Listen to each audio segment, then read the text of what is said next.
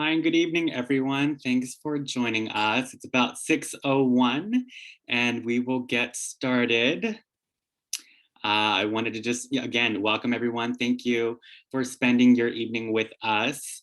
And in the next few minutes, to allow time for others to just log on and to really just orient us to today's agenda, we are going to start this evening's program with a video clip from the Today Show on thinking outside of the box when it comes to plastics and plastic recycling.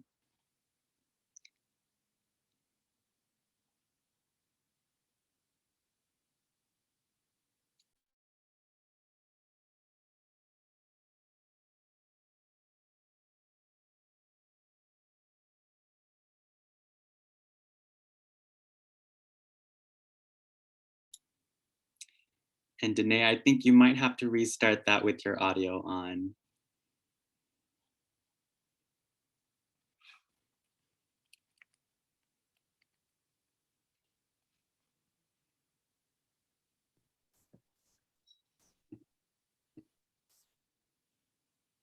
Not going out last year meant a lot more deliveries. Ordered a lot more Uber Eats and DoorDash during the pandemic, and that means a lot of containers like these guys. Our recycle bin has never been as consistently full. I have amassed quite a collection. 2020 saw unprecedented demand for shipping and cardboard. Shippers delivered almost 20 billion parcels, up 30%. It's led to a dramatic increase in the amount of recycling we're dropping in these bins. But what happens once these items get picked up? To find out, I'm here in Morrisville, North Carolina at a recycling facility that takes in more than 300 tons of recycling every day. Chances are something you put in a recycling bin has ended up at a place like this. With me now is Brent Bell. He's the Vice President for Recycling at Waste Management. Consumers created a lot more waste during the pandemic from staying home. That's right. We saw about a 20% increase in cardboard boxes and about a 15% increase in plastic packaging. We head upstairs to the sorting station, what Bell calls the front lines of the recycling process. Brent, what's happening up here? So they're taking all the materials that don't belong in paper, plastics, bottles, tin, aluminum. That's all going through these other chutes so the clean paper comes across this line. An important job because about 1 in 5 items that comes here can't be recycled and contaminates the mix. Garden hoses, propane tanks, batteries, stuff that's really dangerous. Once items get sorted, they're turned into these bales. We're looking at these big bales of cardboard and paper products. Where does this ultimately end up? A lot of our fiber material, the cardboard, goes to paper mills here in the U.S. There's some cardboard that's still exported to countries like Southeast Asia, Mexico, South America. What can I, as a consumer, do if I want to help the environment? First thing, recycle as much paper, bottles, cans, cardboard as you can. Make sure they're clean and dry. And then the second thing is actually support the brands that are using that material. We can't expect to just use things once and throw them away. Martin Bork is the executive director of the Ecology Center in Berkeley, California. They run the city's curbside recycling program. We asked him for a little recycling refresher. So Martin, I got my gloves on. Let's play a game I like to call, is it recyclable? Okay, you can start with that bag. It's not recyclable. Not recyclable. That it gums up all the machinery at the recycling plant. Item by item, the verdict came. This is a very common packing material. Is this recyclable? No. Paper towels. It's good in the compost bin. Pizza box. And this is how we found it in the recycling bin. If they're heavily contaminated with grease or food, should go in the compost or the garbage. Plastic bottle. In the blue bin. But if a bottle is fully covered in shrink wrap, remove the label before recycling. That's a legislation thing, like we should be designing for recycling. Bork says laws can set a standard when it comes to package design, requiring companies to make it easier on us to recycle. Coffee cup with the lid on it. You know, there's great paper fiber in there, but they're typically coated with plastic on the inside. We don't want that in the recycling bin. What about this envelope? It gives you the arrow, which makes you think it's recyclable. But if you look closer, it says store drop off. Not in the recycling bin. This is some tissue paper. Sure. This plastic takeout container. It says Eco Packs on it, but there's a 5 in the triangle.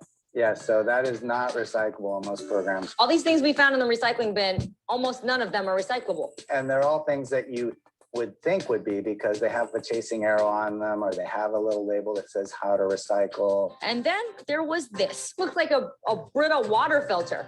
It's a great example of recycling. Somebody really wants that plastic to be recycled. This is trash. Yes. Bork says wish cycling is when someone wishes an item will be recycled because they put it in the bin. Most recycling programs around the country are fighting contamination every day. As much as 30% of what they collect that ends up going to the landfill. A reminder that recycling starts with consumers making the right choices at home.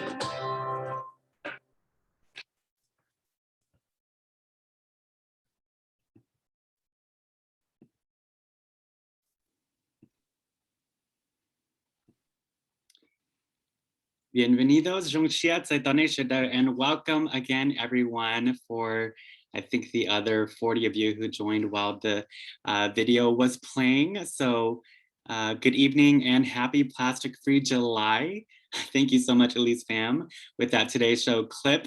And let's talk briefly on that line, everyone, that we ended off at, which is recycling starts with consumers making the right choices at home. So we wanted to start today with the Today Show video clip to provide some context for tonight's event, which exposes the problems with plastic recycling, but most importantly, highlights the need for us to push beyond recycling. So we also hope to take a deeper look this evening at the opportunities and the role we all play in the reuse movement. Single-use disposable plastics, especially during this past year and COVID pandemic, continue to contribute to the global plastic pollution crisis. During the first half of 2020 alone, use of single-use plastic items like masks increased by billions compared to 2019. And as our executive director, Morten Bork, mentioned in the video, approximately 30% of what's collected in recycling bins actually go to landfill. So that truly highlights the reality that we cannot recycle or wish cycle our way out of this. So we must choose reuse. And as our friends from the Break Free from Plastic say, and invest in solutions. That is definitely what we are focusing on tonight. With that said, I want to thank everyone again for spending your evening with the Ecology Center, as well as other community members. We have about 62 participants and attendees with us today, 62 community members, zero waste and sustainability enthusiasts and practitioners. And our event today, as you can see on this screen, is Plastic-Free Comeback, Reduce, Refuse, Reuse, and Refill. And it will be running from now until 7:30. As you may have heard from the recording alert, this event is being recorded and will be available on our Ecology Center YouTube channel in the upcoming weeks. Let me just introduce myself really quick. My name is Peng Lor. I am the Education Engagement Program Manager. Today, we also have our education and engagement team at the Ecology Center with me, and in the Zoom background, making sure all things run smoothly. So thank you, Danae Shorter, who is our Ecology Center Community Engagement Director, James Hosley and Nate Redenbow, our E&E Program Associate and Coordinator. We are also joined this evening with local experts who are playing critical roles well beyond the Bay Area and California in all reduce, refuse, reuse, and refill efforts and practices. We will be introducing our panelists shortly, but first, we will be going over some Zoom housekeeping just to maximize participation and the Zoom experience for everyone. And I will turn that over to Nate. Hi, everyone. Thank you again for tuning in. I'm sure you all have experienced Zoom events during this past year. I know I have. But just in case you are new to Zoom, we're going to go over the features that are going to be most useful for you today. At the bottom of your Zoom screen, you can see the 4 icons: chat, raise hand, Q&A, and live transcript. Chat is for making comments and engaging with other attendees. Please note that you have the option to chat with panelists or chat with attendees, and we're going to ask you to use the second option so that everyone can see what you're putting in chat. For today, we aren't going to be using the raise hand function, but instead we're going to encourage you to put any questions you have into the Q&A box.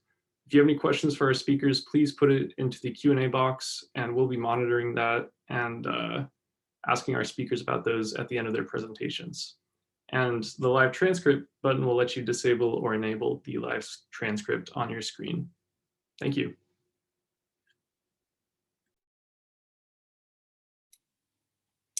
All right, thank you, Nate.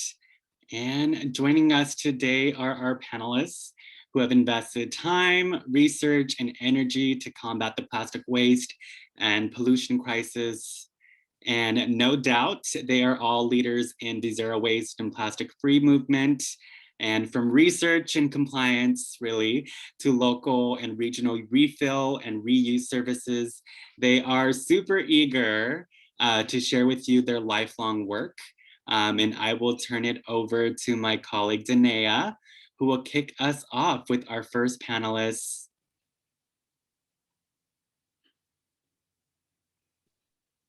Awesome. I'm coming. There is a skill to handling Zoom on the background and also speaking. So we appreciate your patience. I hope folks can hear and see me. I'm going with yes. I didn't get a no yet. We can hear you, Danae. Okay, awesome. Let me go back on my slide really quick. Super excited to introduce our first two panelists, Dr. Kate O'Neill and Jessica Heiges from UC Berkeley. I've worked very closely with the both of them over the course of the last more than a year at this point on our research project through the Overbrook Foundation. Both Kate and Jessica have been working on studying the impacts of the single-use disposables ordinance here in Berkeley. And of course, there's so much that they've been learning and learnings and takeaways from that research, especially with a year and a half of COVID, which they will tell you much more about. Jessica is a PhD student in waste management at UC Berkeley, both a researcher and practitioner, as you can tell from this awesome photo here in the Department of Environmental Science, Policy and Management. They're at Cal Berkeley. She researches sustainable and just transitions to waste management and waste-free systems by taking a community-driven development approach. All of this obviously is so relevant, so focused, and so on topic tonight and within this reuse movement. Kate is a professor, doctor in the same department there at Cal Berkeley, holds a PhD in political science from Columbia, and was a postdoctoral fellow at Harvard University's Kennedy School of Government. There's so much more. I can just talk on and on about both of them. Kate's written a couple of books that we definitely hope you all check out, and is leading the lab and overseeing the research in this study, as well as so many other zero waste, governance, waste plastics, connecting waste systems and climate change, and a whole lot more. So I'll let the both of them explain a little bit more about how their research, how this study, and how their work is connecting to our topic tonight. And it's really going to help set the frame for what we will be discussing today as we get into kind of those real life sustainable systems, reuse systems, and investments that are already in place and that have been in place for decades, that we just are really making a comeback, as Peng said. So welcome, Jessica. Kate, we'll give them both a second to transition and get your slides up. Thank you so much to both of you for being here. All right, thank you, Danae, so much. It's great to see everybody, even if it's only virtually. Let me just switch to our screen. Start presentation, sorry. And here we go. So I'm going to talk, Jessica and I are going to talk about a project we've been working on actually for the past 2 years that got dramatically interrupted by the advent of the pandemic. So we're going to talk a little bit about where we started, what happened with COVID, and where we're picking up on. And I think probably the central message of our research to date, although it is by no means ended, is that we are starting to see a resurgence after a terrible blow to reusables in cafes, in foodware, around Berkeley and elsewhere. So antisuds foodware, that is single-use disposable foodware, that's not often used, suds, but it is part of the Berkeley parlance with respect to their ordinance, and that is the past and the possibilities. So we'll talk real briefly, starting with just the emergence of antisuds policies. Then I'll pass it on to Jessica to talk about our research and our survey data. Then we'll come back to me to talk a little bit about what's next. So the emergence of antisuds foodware policy. We've got a brief and rough timeline here. Starting off in the 1980s, in the late 1980s in the US, we start to see bans on styrofoam and other kinds of sort of what we think of now as the worst possible plastics, and plastics that had single-use foodware that had an impact not only on the environment, but also ultimately on our direct environment, but also on the stratospheric ozone layer. Then we start seeing movements towards plastic and paper bags and eliminating or reducing their use. This was interestingly a movement that started in the global south in the late 1990s and early 2000s in countries like Bangladesh, where they were starting to see plastic bags in the environment actually blocking flood drains and therefore needing to be removed. And banning plastic bags was probably seen as the only way to handle that. In the global north, it started a bit later, but started taking off in around about 2005. You have some very different forms of plastic bags, bans and restrictions, depending on where you are. You see, for example, in Europe, you see a combination, primarily fees. Similarly, on the East Coast here in the United States, we see fees rather than bans. And then in the West Coast, where we are now, we tend to see plastic bag bans as much as we see fees. And ironically, this is part of the lobbying by the plastics industry, which actually closed off the idea of having fees or taxes on plastic bags and actually led to bans instead. Plastic straws are very much part of the news in recent years, again, pre-pandemic. But again, in the late 2010s in the United States, we started to see movements against plastic straws, movements that have begun in other countries. The town that I call home in Australia, Blackheath in New South Wales, was one of the earliest towns in the world to work with businesses to eliminate plastic straws in local cafes. And then finally, we moved towards, two different things. One is, are we actually handed single-use disposables by request, or do they just appear like in what we're given? I mean, again, you might tell from my accent, I'm an immigrant to this country, and just the whole culture of being handed sugar, napkins, endless plastic stirrers, that sort of thing was very new to me. We're shifting away from that to a by request or automatic or user station way of dealing with, of getting these accessories. And then single-use disposable cups and containers, again, late 2010s in the US. And this has been one of the areas in terms of reusables that we've been trying to tackle in terms of getting rid of single-use disposables and replacing with reusables. And so COVID-19's impact on antisuds policy. We're going to lead with the good news, which is that we're starting to see some of the disruptions caused by COVID-19 being wound back, and we're beginning to return to some kind of normal. One of the things, though, that we saw right at the outset of the pandemic was that almost immediately, governments started rolling back or even lifting long-standing bans on single-use disposables. We saw plastic bags just simply reappearing in grocery stores.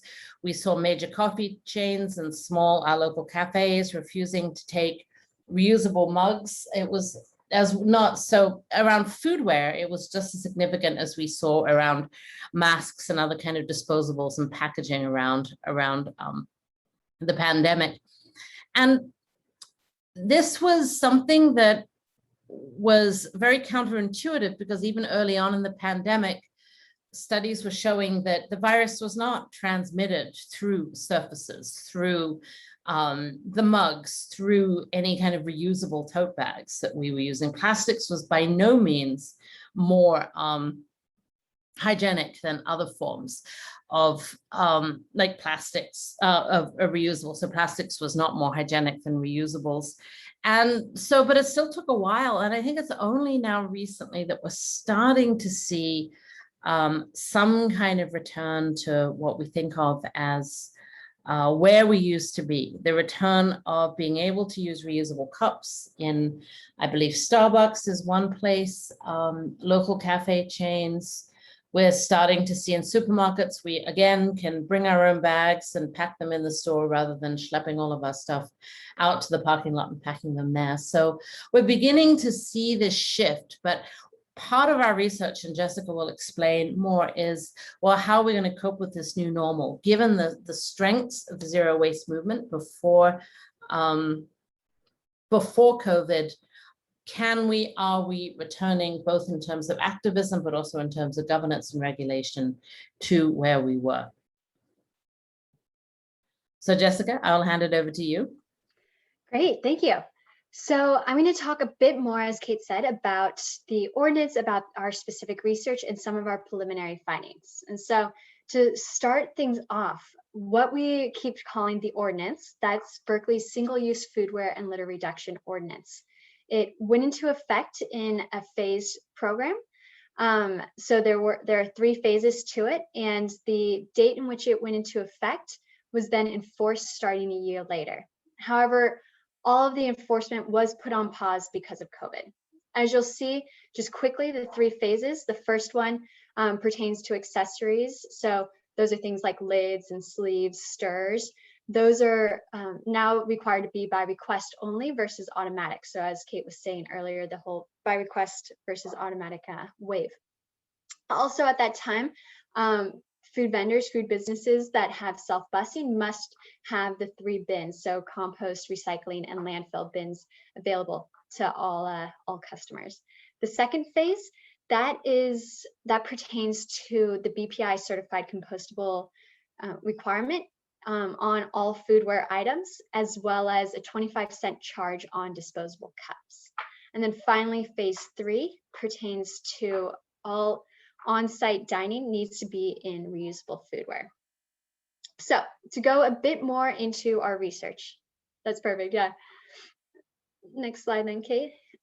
So we, quick overview of our objectives and methodology. The 3 main objectives are to understand the true impact of the ordinance. So we just described the ordinance, and really its underlying intent is to move the city of Berkeley towards more sustainable consumption. So BPI certified compostables if there's disposables, but ideally reusables. And so that's the intent, like that litter reduction and more sustainable consumption. However, we want to research what is the true impact of this policy. Is it in fact reducing our suds consumption? Is it in fact reducing disposables or litter? And what are the financial impacts for both the businesses and consumers and so forth? The second objective is to consolidate and disseminate this information, actionable tools, first to the communities and decision makers, and then second to those who would also find this relevant and important. So those are cities across the US and internationally. This is a groundbreaking ordinance that cities across the world are looking to use as a model ordinance. They're looking to implement it themselves, either all 3 phases, all the components, or parts of it. And so really understanding what the true impact is, then gathering that information and creating actionable tools for the communities is where this partnership between UC Berkeley and the Ecology Center is really thriving. So then into the methodology. First and foremost, like really the bulk of our work is this quantitative observational survey. And so we're collecting these in 4 consecutive years. So the fall 2019, 2020, 2021, and 2022. 2019 was our baseline. So this was really before most of the ordinance went into effect.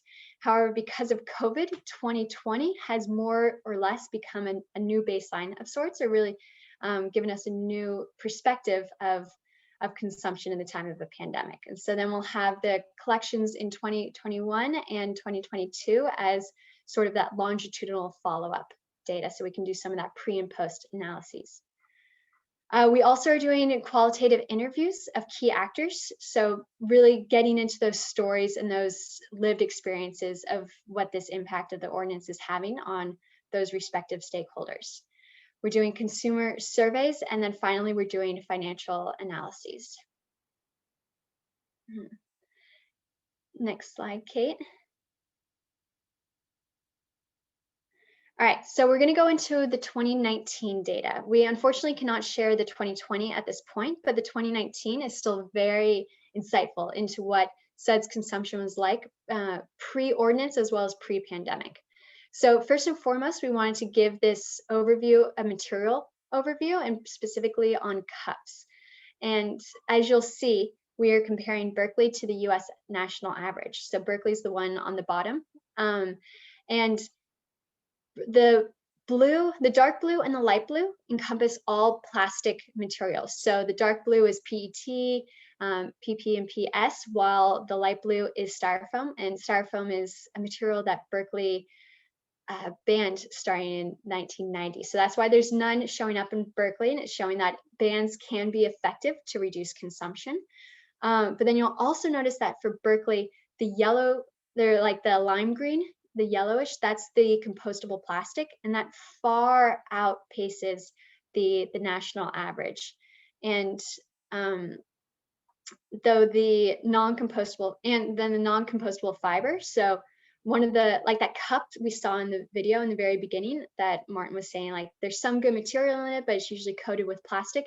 That's the blue, the orange, and that's what we're seeing as a really prominent cup usage nationally, but fortunately far less so in Berkeley.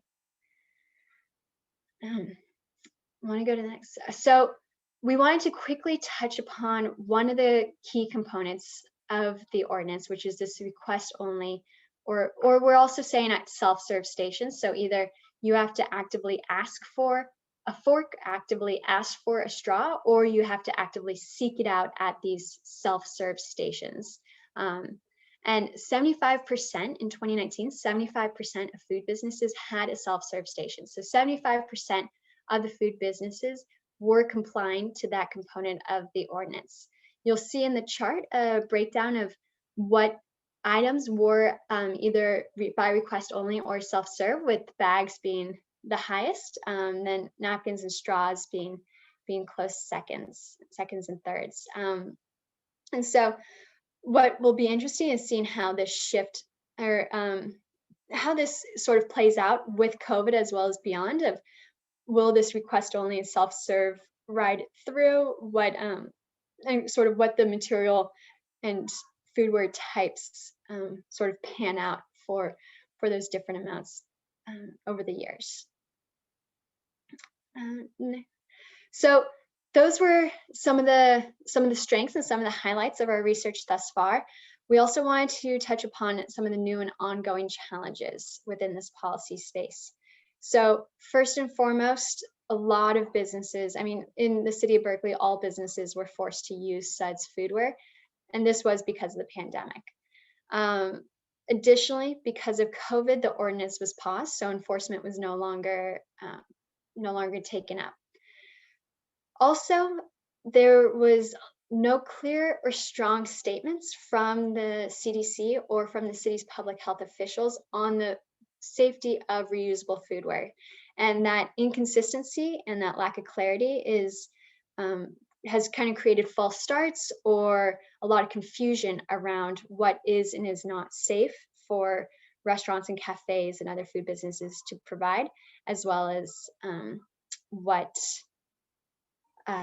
consumers can bring, like bring your own and so forth. We're also realizing that the city has limited resources to monitor and enforce compliance, both with and without COVID. This was the case. Then There's also limited resources to provide outreach and education to inform food businesses on what they need to do to comply, to inform consumers on what these new parameters look and feel like.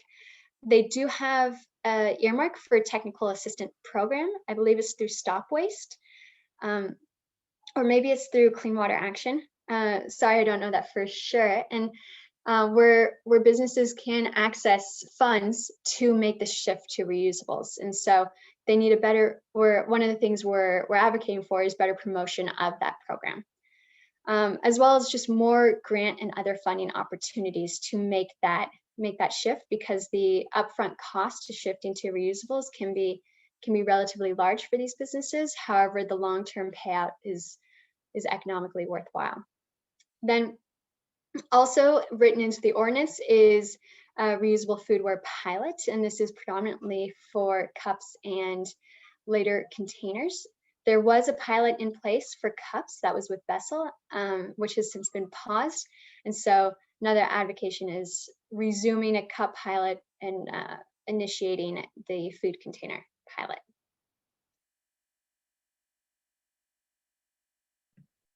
So I think I'm passing over to me now, right? That's exactly. For what's next.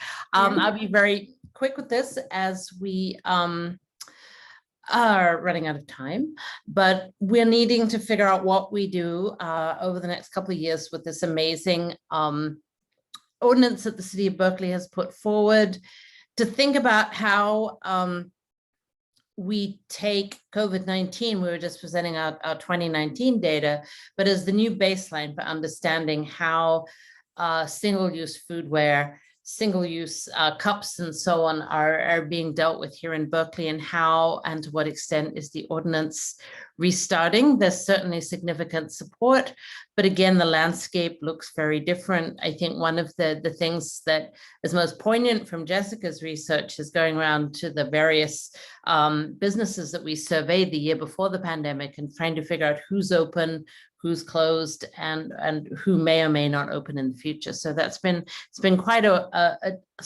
story there about what's happened with businesses throughout the pandemic. But so we're moving ahead with data collection using this baseline.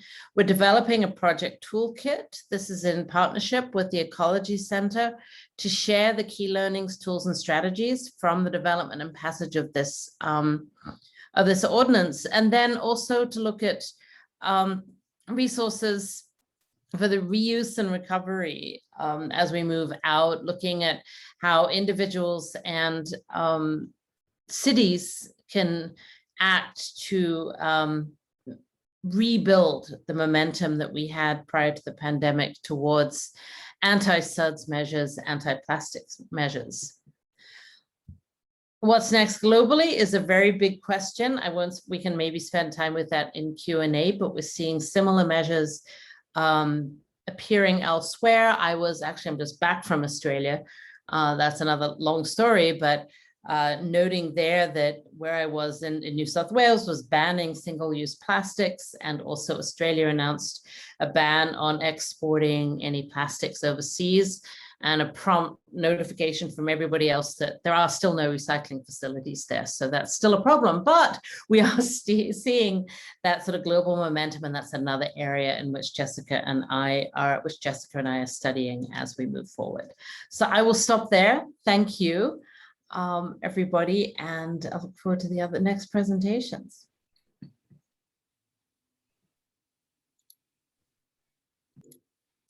Yeah, thank you so much, Kate and Jessica. And of course, we appreciate the partnership and your kind of work in supporting the assessment with the City of Berkeley SUDS ordinance. So thank you for that. And thank you for a wonderful presentation.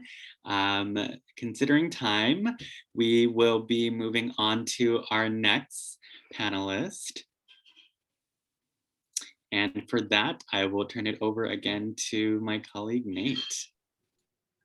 Thanks, Peng, and thanks for the great presentation. That was super interesting. So it's my pleasure to introduce Jess Lybeck, the co-founder and CEO of Remark, an app that makes it easy for customers to share their sustainability feedback with businesses and easy for businesses to take action. She's a mentor for the Techstars Sustainability Accelerator and founded the Agility Lab at the Nature Conservancy, an innovation lab helping conservation teams do better work faster. In her meandering path towards sustainability, she has also led operations, product, and strategy for social good company Artifact Uprising, co-founded Dabble.co, and co-founded a strategy firm called Hopley, which helped other entrepreneurs launch, grow, and redefine their business. She graduated with Dean's Honors from the University of Wisconsin-Milwaukee with a Bachelor of Science degree in architecture and a minor in business management. So take it away, Jess.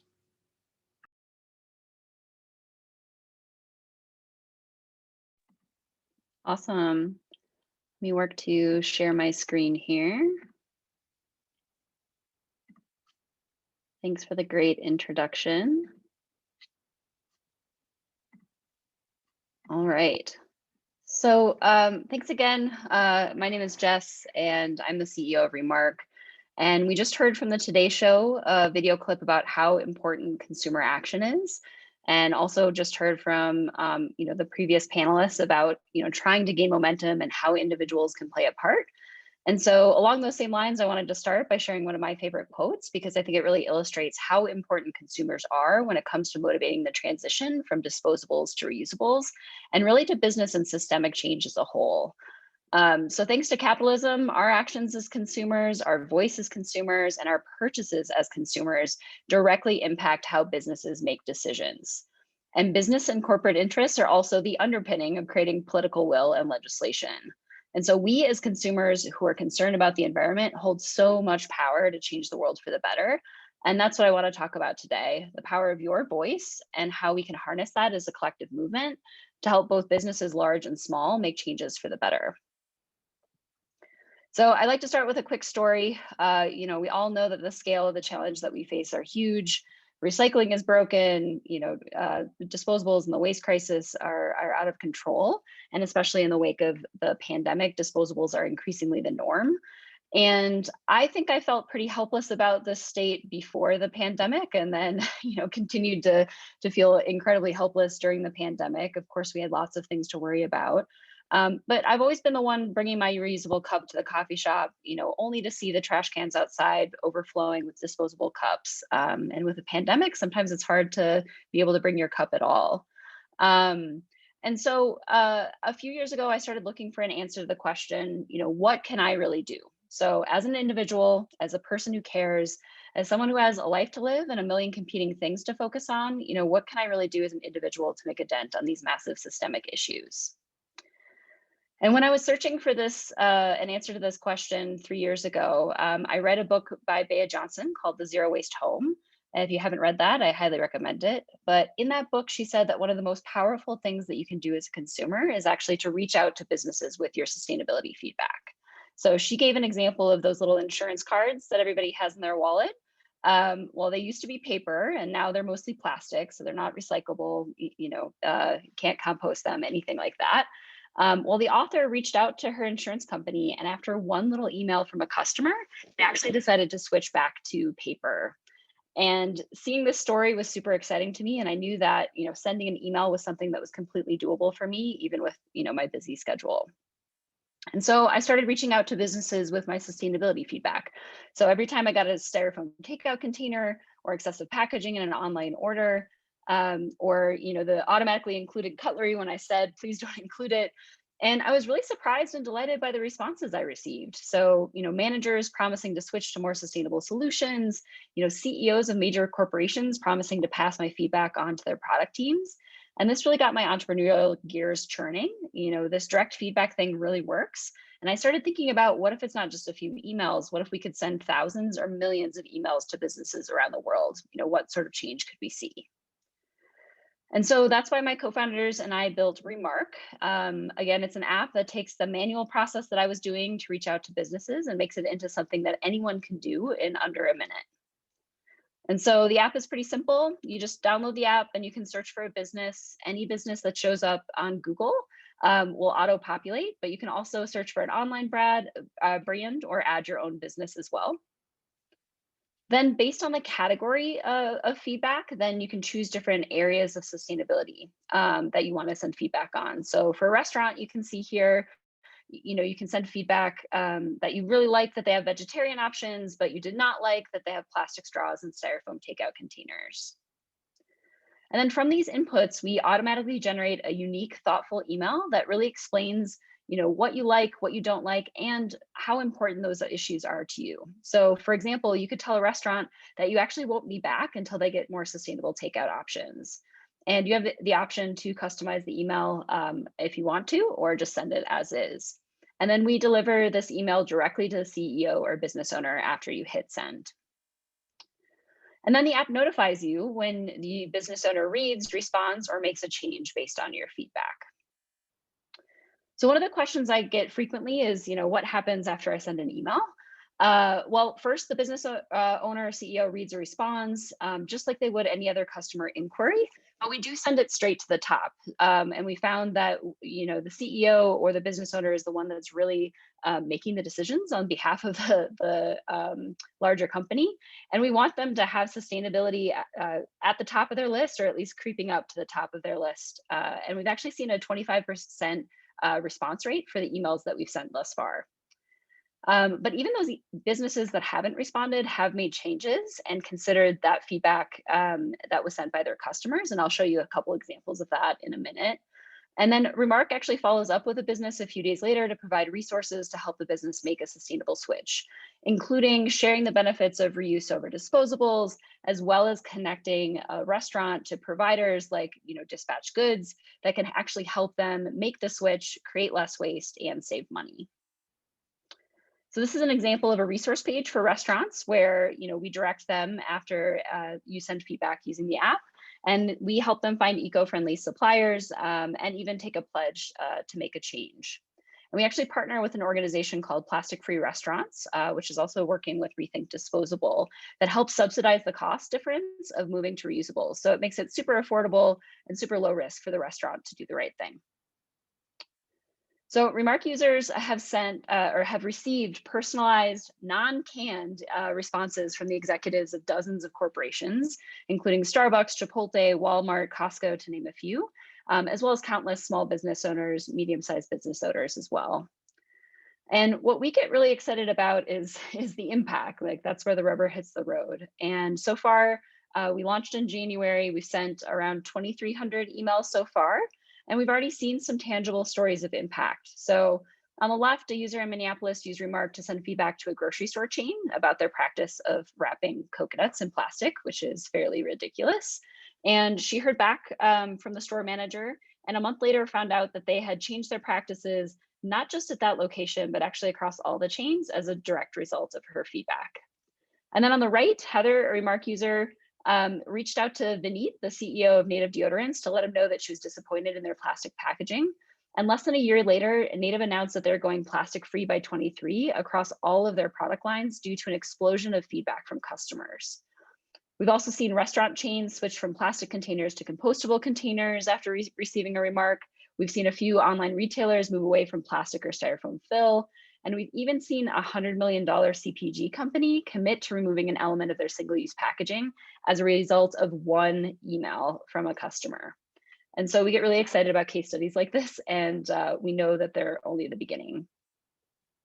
So what is the ultimate opportunity here? And it's really when you send your feedback directly to businesses and restaurant owners that you want them to move away from disposables, they will listen, because businesses must meet their customers' needs and wants if they want to stay in business. That's, I guess, a benefit of capitalism. And so while it's super important to vote with your dollars, vote for politicians that support reusables, sign petitions, get involved with organizations like the Ecology Center, we as consumers need to give individual restaurants and business owners the data they need to say, my customers want durable reusables. This is not only a good decision for the planet, it's a good business decision as well. And we at Remark believe that when millions of customers say, I love what you do, but I'd like to see you create less waste, that businesses will move towards more sustainable, reusable, circular options at an amazing speed. So thank you to the Ecology Center for letting me share Remark. And I'm not sure if there's time for questions, but I'm happy to answer them if we do. Hey, Jess. Thank you so much for that presentation. That was super cool. We're going to hold off on questions until the end after everyone speaks. But I just found that super empowering. I think we could all use a tool like that that helps us use our purchasing power for good. And you actually mentioned a company that our next guest runs. So I'm going to segue to that.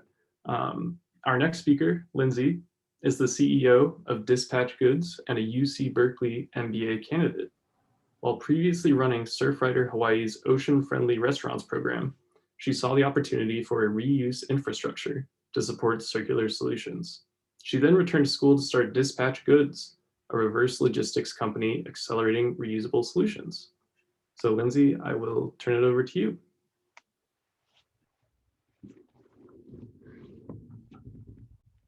Awesome, super excited to be here. I had dental work done today, so if I'm slurring, it's not because I started happy hour early. So bear with me. Before I get started on my presentation, I would like to kind of echo the experience that was just shared by Jess in what we have found to be true. We now are helping with upcycling of some of the gel freezer packs that come in grocery delivery service boxes. And when we talked to one of the companies that we're supporting now, they said that the reason why they were able to make the transition and get like buy-in from the top so quickly is because the number one reason stated for churn of their customers was due to waste. And I think that one missing link in the restaurant industry is that restaurants don't know when their customers are churning or why they're not coming back. There's not that feedback loop. And so we're so excited about Remark because I feel like with direct-to-consumer companies, there's a natural feedback loop that's intact because most of them are interviewing and understanding why customers are not returning to the service. But with restaurants, that doesn't exist. And so it is really it is a super powerful tool to get restaurants to prioritize sustainability because they have so many competing priorities right now that it's difficult sometimes to make that the top priority, but our voices can help facilitate that. So I'm just a huge fan of Remark and being able to create that feedback loop for restaurant and small businesses. So I'll share my slides as well. Oh, I actually think I shared the wrong screen.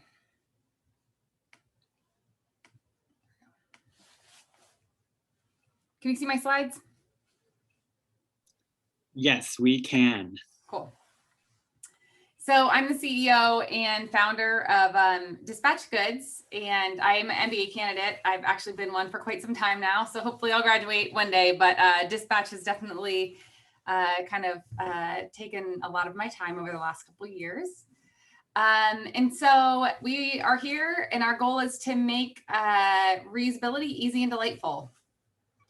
And basically, like it was mentioned, I got into the space because I was really impacted by the microplastics on beaches when I was living in Hawaii. And I wanted to create an infrastructure that could help support reuse. And I wasn't exactly sure how this was going to come together, but I decided to go back to school and shift my focus from my previous career of healthcare into sustainability.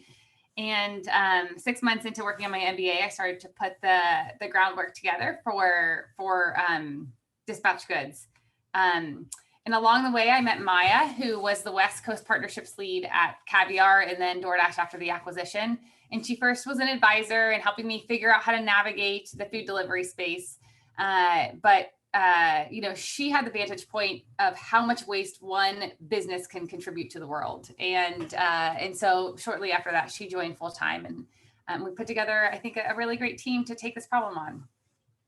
The vision for the company was that there's a component of the linear waste that works, which is a collection system, that if you lower the barrier to entry for consumers to participate in reuse, and you make it very easy to return, that it becomes a no-brainer. And so that's what we set out to do, is make reuse really a no-brainer. And so how does Dispatch work? Right now, customers get our reusable packaging at our restaurant partners. We're getting close to about 40 partners. And some restaurants do it as an add-on. We kind of call it the avocado upcharge. But an increasing number of restaurants are just covering the cost completely for the dispatch packaging, so that their customers don't have to opt into it. And when it's an option, we usually capture somewhere between 5 and 15% of customers selecting dispatch goods. But we love it when restaurants make the bold decision to just no longer provide single use, or make it that you have to ask for single use over reuse, similar to some of the ordinances. So customers receive our reusable packaging, and then they text or scan a QR code on the containers to schedule collection. Similar to curbside recycling, we only collect in every neighborhood once a week, so that we have optimized routes, and we can keep the density really good and tight, and kind of keep our emissions as low as possible. And then the packaging is taken to a warehouse where it's sorted. We clean and process it. Then we package it, and restaurants just order it like they do their single-use products. And now we have data, so a lot of our restaurants are on auto fulfillment, so that it's literally a no-brainer. It arrives just like their single-use product would. It's just a better alternative. And so we are really a reverse logistics company in that a lot of where our energy and focus is building this kind of vehicle fleet and ebbing and flowing with volume, and making sure all the packaging is in the right places and that we have enough inventory on hand. So our goal is really to build out a really easy to reorder system for restaurants, so that it feels just as easy as providing single-use packaging. Along the way, we started to ask customers what other waste pain points they had. And one product that kept coming up were those gel freezer packs that come in the grocery kits. And so we started collecting them. And I think last month we processed about 15,000 the gel freezer packs. So they are quickly growing to be one of the most upcycled items in our system, which is pretty awesome. Here's our product offering. We have selected stainless steel and silicone, glass, and then our quarter sheet trays are aluminum. And then our bags are made of recycled plastic bottles. They're a thermal insulated bag. We picked our materials primarily for the fact that they felt reusable, that consumers would feel like they had value, not that they were something that you should throw away. And that we were pretty confident that after they left our system, that there was a high chance that they would be recycled. And so we also like the fact that they're non-toxic, and we don't have to worry about the bisphenols or any of the other concerning elements of plastics. And so, one of the biggest pieces of feedback we get from our customers are just like, we want more restaurants. And so that's where we spend a lot of our time, is adding more restaurants. And so we try to create a really good value proposition for restaurants. Generally, if they pass along the cost to the consumer, we're cheaper than single use for them. But if they, cover the dispatch cost, then we're a little bit more expensive than compostables. There's also a loyal consumer base that's concerned about waste, like you all. And the more that the restaurant hears the voices of those customers, the better. And the restaurants that have gone to 100% dispatch as the default, I think that they get the most positive feedback, because consumers didn't have to make that change, and they didn't see the cost increase for the product. And so it's just like a nice surprise for the customer when they're ordering takeout. And then the last thing that we hear regularly is from the consumer side, as well as from the chef side, is that it's just a better food presentation. Some, restaurants are really disappointed in the packaging offerings right now. And they spend so much time on presentation and basically creating a masterpiece, that it's a bummer to put it into what is essentially trash. And so if we get our packaging in chefs' hands, it's usually, we can seal the deal, because of the fact that chefs don't want their food to be presented in the current options. And so this is a much better one. And so this, I think the actual 1.7 miles, it's much longer now, but this is an old graphic. Our impact metrics are that we've now saved over 140,000 single-use items from the waste stream. So those are either upcycled gel packs or our packaging that's been reused. And that's most of that, probably 99% of that since August, so in less than a year. And then there's really exciting water savings from the difference between dishwashing and manufacturing. The water savings are pretty significant in favor of reuse. And so that's all I have for the presentation. So I'm happy to answer questions when we get there. Cool. Thank you so much, Lindsey. That was super informative. I know I'm not alone in having questions, but I think as before, we're going to save the questions till after everyone has spoken, have a big panel at the end. So yeah, we're going to move on to our next and final panelist. So if I could get a drum roll. I assume you all are doing this at home as well. Our final panelist of the day is Stéphanie. Stéphanie's zero waste and reuse journey started after moving to the US from France in 2015. The video of the turtle with the straw on its nose kindled her curiosity to learn more about plastic pollution and waste. Learning about the plastics crisis and what wasn't recyclable was what led her to start with plastic reduction practices within her family's household. From that point forward, she realized that changing habits such as product purchases, as well as accessibility to zero waste education, would be fundamental to making the change she envisioned. After realizing there wasn't a refill store in the East Bay, Stéphanie started Fillgood in 2019 and has continued to encourage local, feel-good waste reduction, refill, and low waste lifestyles. So Stéphanie, I can't wait to hear from you. Thank you. Thank you for the introduction. And thank you for inviting me to speak tonight. So I downloaded Remark.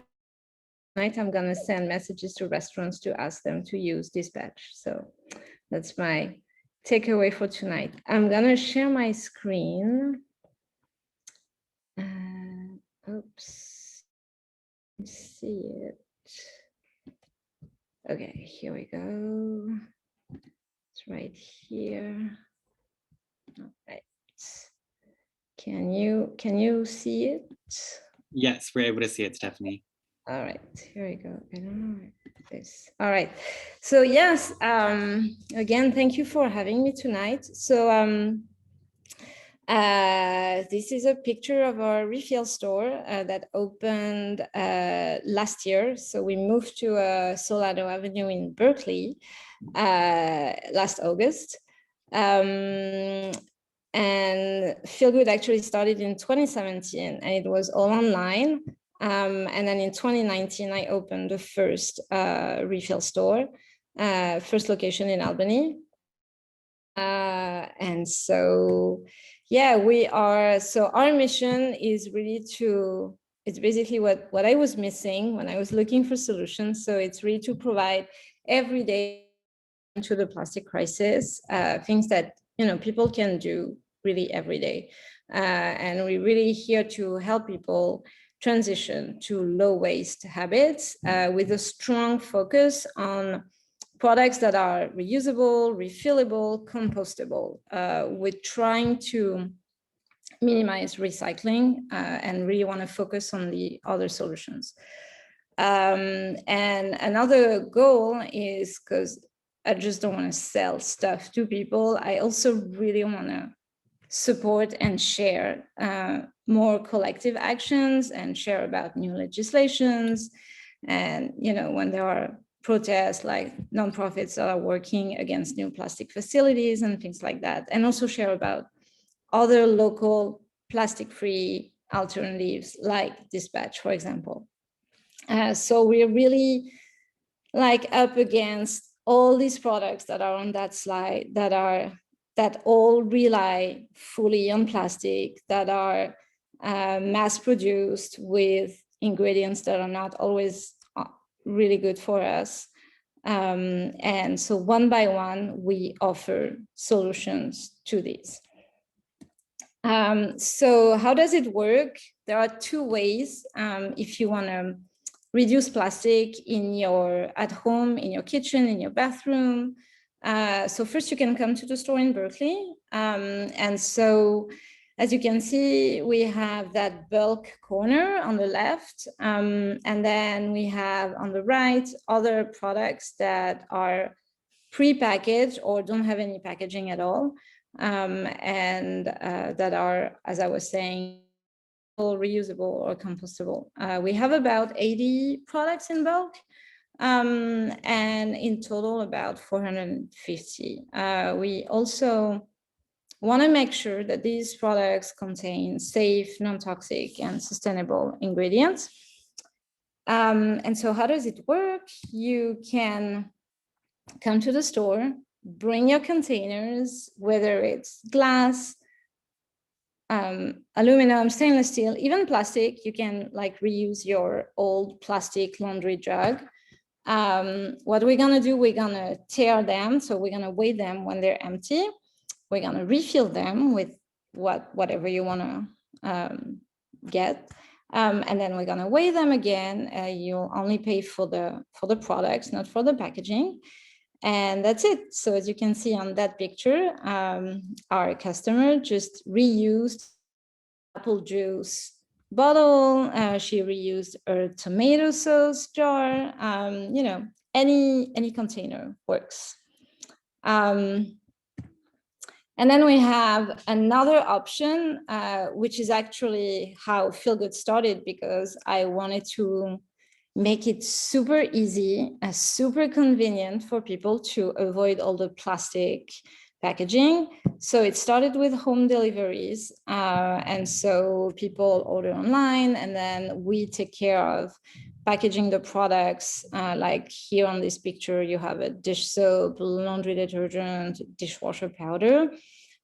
So we put everything in glass containers, and it's delivered in this reusable bag. And at the next delivery, people return their empty containers in the bag. So we really reuse everything. Deliver almost everywhere around the Bay Area. So San Francisco, East Bay, South Bay Peninsula. We also have 9 pickup locations, including the Ecology Center in Berkeley.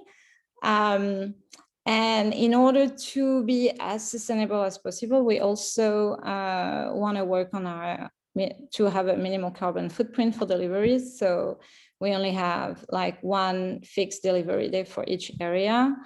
And then, and we are a green business, so we offset our carbon emissions through the Bonneville Environmental Foundation.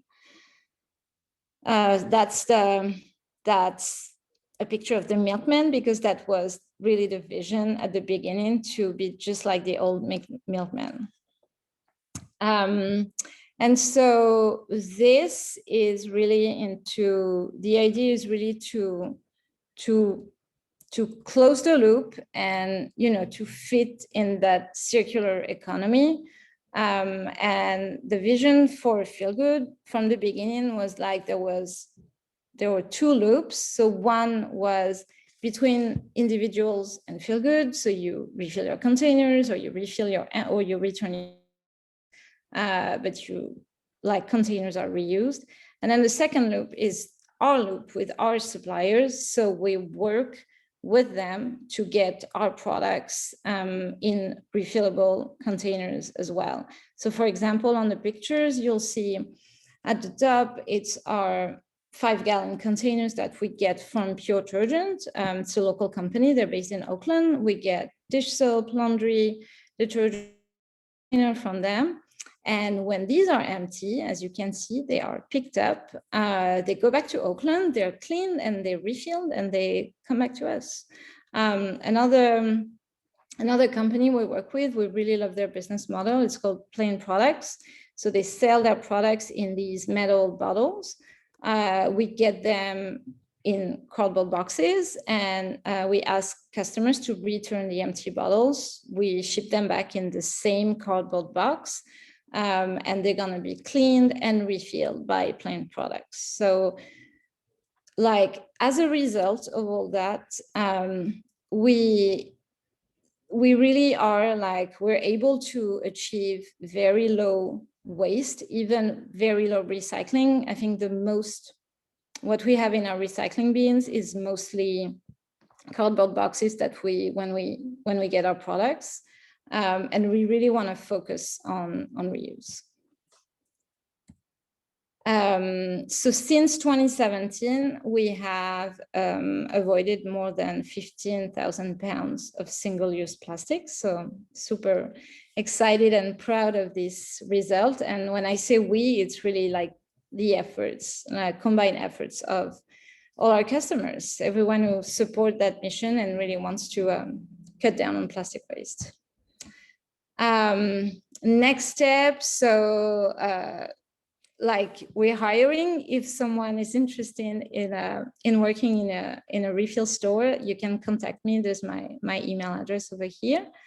We're also working with Stop Waste on a pilot project to have an automatic dispenser for refills, which will make the whole experience faster, easier, more fun. And we hope it's gonna just encourage more people to refill. Potentially in 2022, we'll open another store. And I think that's it. Yeah. Just gonna go back here. Thank you, Stephanie. Those are great what's next points. So if anyone knows anyone who is interested in a zero waste position, definitely check Stephanie's email out and Fillgood. And Stephanie, I totally loved the idea of the milkman and kind of just that entire simple concept that doesn't involve plastics or a lot of single-use disposables. So, and for those of you attendees who are attending, who attended last year's Plastic Free July, Stephanie also spoke during the Solution Salon. So thank you again for joining us again, Stephanie and Fillgood. And for those with us this evening and are posing questions in the Q&A or chat, some of the panelists after they were speaking have already kind of jumped in and answered some questions that you all have along with the Ecology Center staff. And so if you asked any questions, just check the chat and Q&A out to see if there are any responses there. And our last segment with the remaining time we have together, we will have a Q&A. I saw that there are a lot of questions both in the chat and Q&A. And so if there are any remaining questions for panelists in particular, please enter that into the Q&A field so we can see that. So we won't probably get to every single question that's unanswered, but we will definitely try. And so the E&E team is getting our panelists back on screen. Thank you, team. But for questions that aren't answered, just wanted to share with everyone that the Ecology Center, in our resource center, we have our help desk. And so we welcome questions around sustainability, zero waste. You can email us at helpdesk@ecologycenter.org or call us. Nate just dropped the link in the chat. And so happy to answer any of those questions. And so let's jump to Q&A. All right, and I see that all of our panelists are on the screen here. Thanks again, everyone, for your great presentations. Let's see, a question for Kate and Jessica, maybe for either of you, for both of you. So in your presentation, you alluded to different magnitudes of dialogue and legislation on local, state, national, international kind of movements and policy, whether it's like plastic bag bans in the global south or taxes and fees in the global north.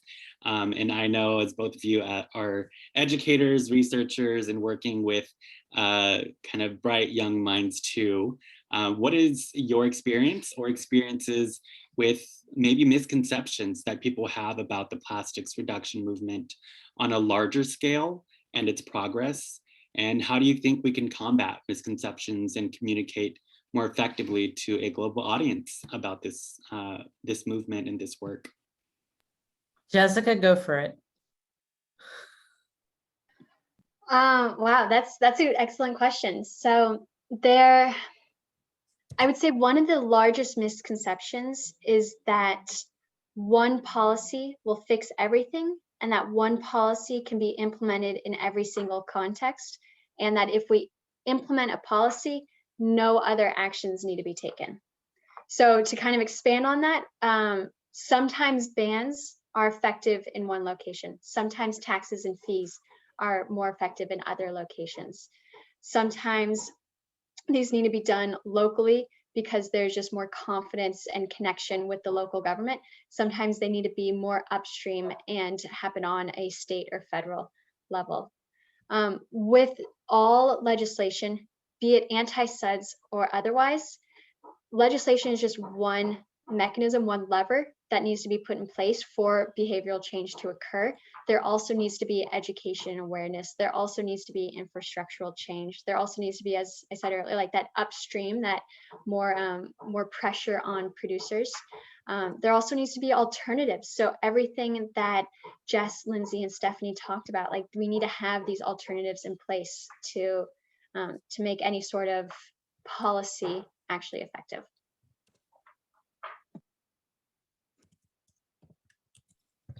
Awesome, Jessica. Thanks so much for that response, and definitely echoing all of that. All very important aspects to accessibility, but also just awareness for learning about the zero waste movement, about plastic-free movements, efforts, action, all of that. So thank you for that. And let's see, Jess. We will move to Remark and Jess. So we have Stephanie, who is a user of the Remark app and who's in the audience or is an attendee here today. And she's interested in kind of numbers of users for Remark, and if you have any like maybe data or successes to share in terms of users and how they've been using it, and what kind of the collective action has been, or how that has impacted legislation, any of that. Yeah, so I mentioned this in the answered Q&A, but we have just over 800 users right now, and we've sent about 2,300 emails so far. And I think I mentioned 25% of those have received responses, and we've documented, I believe, 8 to 10 changes, and we're working to make it even easier for us without, I guess the general idea is once we have great coverage across the US and people are sending remarks all the time, we'll be more easily to be able to understand shifts. So if somebody goes to a restaurant and they have plastic straws and plastic takeout containers, and then somebody else goes and they have reusable, takeout containers and no straws, we mark that as a switch in our system. And so I think part of us not being able to see the impact so far is just that we need to get more users on the platform. And so I mentioned, we're working on partnerships with organizations like, Lindsey at Dispatch Goods and all of these things to try to get the word out about Remark, and also these great partners that consumers should know about as well.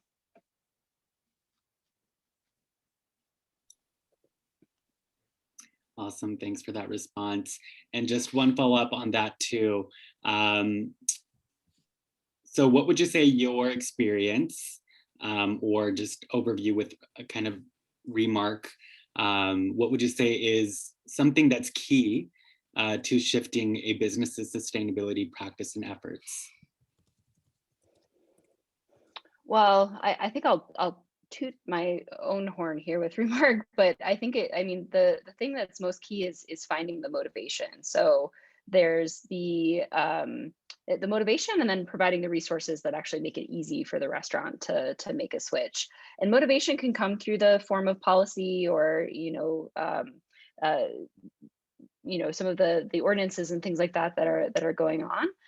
But motivation can also come from customers asking about it. For the business owners here, if you hear something once, you may be like, huh, that's interesting, I should think about that. If you hear it twice, you're like, Yeah, I should really put that on my list. And if you hear about it 3 or 4 times, then it's like, wow, if I heard from 3 or 4 people, there's probably way more people that are thinking that too. I should probably prioritize a change. And so I do think that being able to give business owners that data and that insight into what their customers care about is one of the most impactful things, other than providing them the resources to be able to make that switch. Thanks for that response. And as we are hearing from some of our panelists, I think it's a collective effort. And as we keep referencing to one another, it's, whether it's the Ecology Center, whether it's the university and institutions, to our local businesses, definitely we all play a part in that bigger picture. And so thanks for those responses. Lindsey, there were a lot of questions for you. I'll just throw 1 or 2 out. And so let's see. So currently Dispatch is active in the East Bay, the North Bay, and in San Francisco. Can you speak to your process and maybe any challenges you faced with advancing and or expanding Dispatch's zero waste mission, but also just with partners? Yeah, so we do get a lot of interest from communities, but we need kind of a critical mass for it to make sense to have a collection route in an area. And I'm sure that's something Stephanie deals with when she's figuring out delivery zones too. So when we look to launch in a new community, we look to have what we call our 1 or 2 luminary restaurants that's willing to transition to 100% dispatch, meaning that all of the orders are going out in our containers. So that we know that we'll have basically all of their customers will now be our customers, so that we have the density we need to make sure that there's a full route available for our drivers, so that it makes sense from a sustainability standpoint, as well as like trying to keep things affordable for a restaurant standpoint. So usually our expansion has been prompted by 1 or 2 hand raisers in a community that's really eager to get it going, and either is well connected in the restaurant space or a restaurant owner themselves, and then they'll help get other restaurants on board. I think, yeah, it'll be cool to see now with like a tool like Remark, if we can empower just more just regular community members to be able to get this off the ground, because I think it is sometimes hard to get that flywheel going. But we are constantly, we plan to grow to the greater Bay Area, within certainly the next year to cover all the way down to Half Moon Bay, hopefully even Santa Cruz. We're talking to some restaurants in Sonoma. And so, but again, it's hard for us to service one restaurant that makes it optional in an area. We just don't have enough for a collection route. So we need a couple kind of busy restaurants to be the first ones to be the precedent center in the community. And it's really cool because, in Marin, it was Bungalow 44 was the first restaurant. And then, within a week, we had at least five inbounds from other restaurants, just because Bungalow sent out an email to all of their customers. And some of those customers were restaurant owners too. So it's, I think it's cool to be the first too. Zuni Cafe was the first restaurant to go 100% dispatch in San Francisco. And they doubled their takeout volume the week after they made that announcement. And they got a lot of PR, but it does pay to be the first. You get a lot of the hype around that kind of the bravery of trying something new in a community. And so there's a benefit to being the first one for sure, to bring dispatch to your community. Awesome, thanks for that, Lindsey. And just to follow up, I think more on logistically with dispatch, folks are wondering, how many people return the reusables? What happens if they don't? And if customers are not being charged, what are your thoughts on return incentives? Yeah, so we actually don't charge customers for unreturned containers for 2 reasons. One is, again, our goal was to lower the barrier to entry for people to access reusable packaging, because I feel like that's been one of the reasons why some of the other efforts haven't really been able to take off, is because you had to download an app or pay for a membership before you could try the first time. And we want to enable people to try dispatch and hopefully fall in love with it. So we do not charge people. We monitor loss rate. So in Marin, we launched for 2 restaurants 7 weeks ago. And And now everything that we've sent to the restaurant, we have had 93% come back. So, and there's still some on the shelves at restaurants. So we're approaching really like upper 90s for return rate in Marin, which is awesome. It's a little harder to calculate in San Francisco because we keep adding restaurants like almost every week. So that new inventory goes out and it takes a couple weeks to cycle back.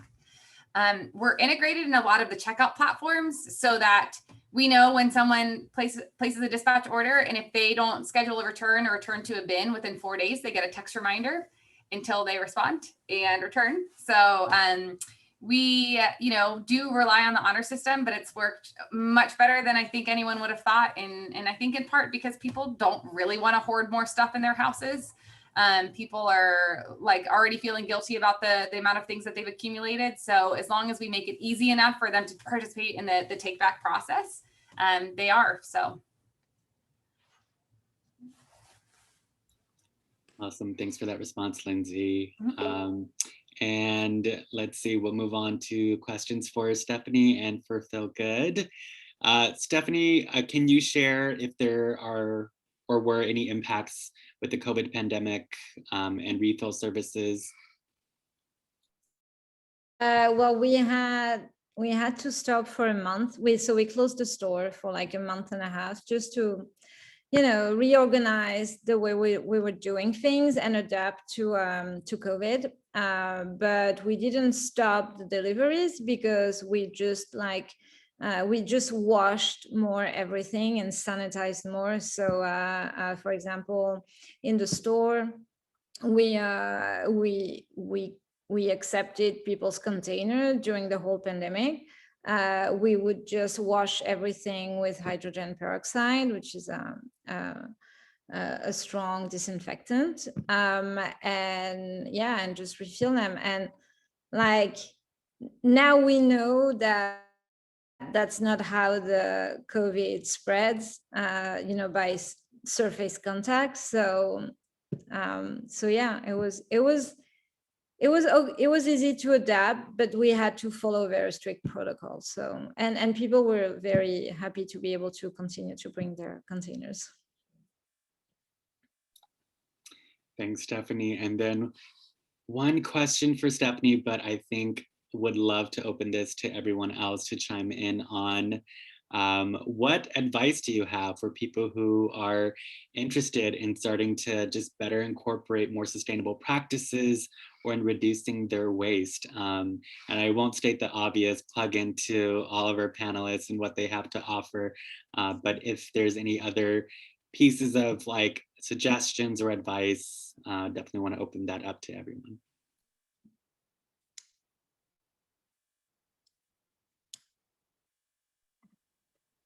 I can start. I think, when I started on my journey, it was pretty overwhelming, all of the different things that you could do, and also seeing people online that are creating, a tiny little mason jar of waste like Bea Johnson in my presentation. It could be pretty intimidating.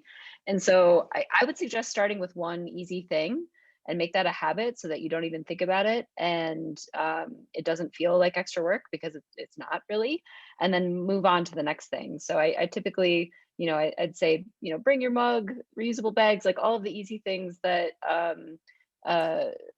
most people say, but just make those things a habit. And then the World Wide Web is just like a wide open space of like, beginner zero waste, or all of these different articles to provide resources on how to go from there. Yeah, I agree with that. I would also recommend there are lots of lists that you can find online of plastic-free swaps. Just start with what seems like super easy for you. Like, what's the thing that you're like, okay, that I can do it. It's a no-brainer. And then do it, and then a week later, 2 weeks later, move on to another thing. And for sure, the more you'll do it, the more you'll be super excited to do more.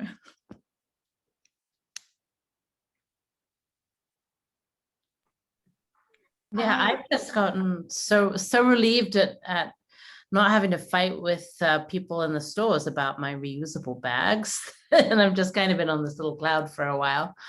You know, I do think that recycling in this country has it has a lot of problems, but one of the big problems it has is just the decentralization of all kinds of recycling. It is so hyper local. And as Jessica said, sometimes that's great. You know, you have those connections, you can build those communities and shared practices, but we really need to be holding the federal government's feet to the fire, as it were, to really come through. I'm not, you know, there is so much legislatively going on last year and the year before that I'm just not seeing happening. And I think that would just be so helpful to see that movement ongoing. So I'll be keeping my fingers crossed and encouraging people to push for that level of action. Mm-hmm. Yeah, I love all of this. Like we're talking, how can you contribute to this? How can you move forward as a consumer and then also as a civic member? And I think one component that is not often discussed is what can you do in your role as a career, as a professional. You don't need to have a sustainability company. You don't need to be in the sustainability arm of your company, of your organization, to really make an impact. Like you can be on the design side, you can be on the accountant side, you can be on the purchasing side, and all of those, you're making decisions that are going to affect things down the line. And so if you can start making those decisions with the zero waste framing, that can have enormous impact. So just another way that we individuals can contribute to this larger anti-suds approach. Thanks so much, Jessica and Kate, and for everyone for chiming in on that. And so just being considerate of time and also wanting to leave a few minutes at the end for announcements, I just want to also quickly address Peter Zip, your question regarding community involvement and what that looks like for it to be sustainable. I'd say check Ecology Center out. We have our resource center, which has been just in the works of improving. We have fact sheets, and so check in with what we do, and definitely want to just plug in the Berkeley Climate Action Coalition. There's also a huge listserv with Berkeley community members, environmental activists, scholars, community members who want local action and change. And so I think my Ecology Center staff, we just pop that into the chat too, so check that out. Thank you so much, everyone.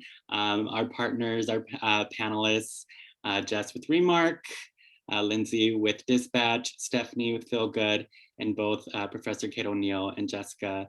Thank you so much for spending your evening with us and sharing with the attendees this evening. Just so a huge thanks.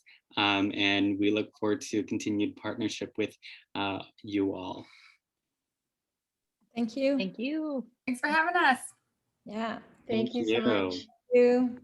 Thank you.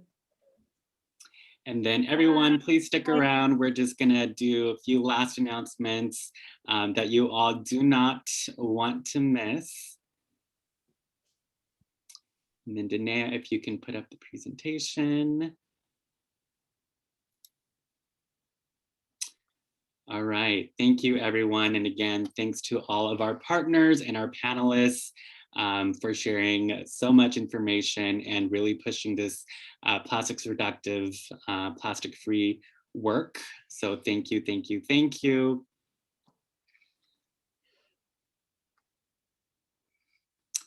Want to say to everybody, if you enjoyed tonight's event, we want to encourage you all to consider donating to us or becoming an Ecology Center member. Your support helps our organization puts on more events like this and to educate more members of the community. You can support our mission by going to our website, or if you have a smartphone, you can scan the QR code that's shared on the screen there as well. And so thank you everyone again for attending. Please support us. We are local and we are here. And also again, if there are any questions, there's a link in the next slide, but we will have not a link, but an email to our help desk. So if any of you have any questions, you can direct them there. Also, for those of you attending, just want to thank you and say that if you check out our Ecology Center store and shop with us, from attendees to all of our panelists, you get 15% off using that promo code Plastic Free July, no spaces, at checkout. And if you become a member at checkout, we will include a plastic-free gift. So please visit us. Our address is on the screen there, as is our online store. And as you can see, the Ecology Center's Plastic Free July events and activities are just getting started. This is our lineup of events for the remainder of the month, and you can check out our website calendar to see what other public events we are putting together for you all. The next PFJ event will be a free event this Saturday, July 17th from 11 a.m. to 12:30 p.m. And that will be our hands-on beeswax wrap workshop led by Elishba, who is part of our Youth Environmental Academy. And joining Elishba will also be a Stop Waste staff for that workshop. We're also hoping you will join us for the Plastic Policies event that we are having Thursday, July 29th around the same time. So please register for that. We will have our executive director, Martin Bork, who will be moderating a panel with local, state, and national leaders who will update us on where we're at with plastics reduction and reform policies. So check us out. Our QR code is also there. And please stay in touch. Thank you so much again, everyone, for attending our plastic-free comeback, reduce, refuse, reuse, and refill event today. And on behalf of the Ecology Center, thank you for attending. Have a great rest of your evening. And last reminder is that this session will be recorded and uploaded to our YouTube channel in the coming weeks. Thanks, everyone.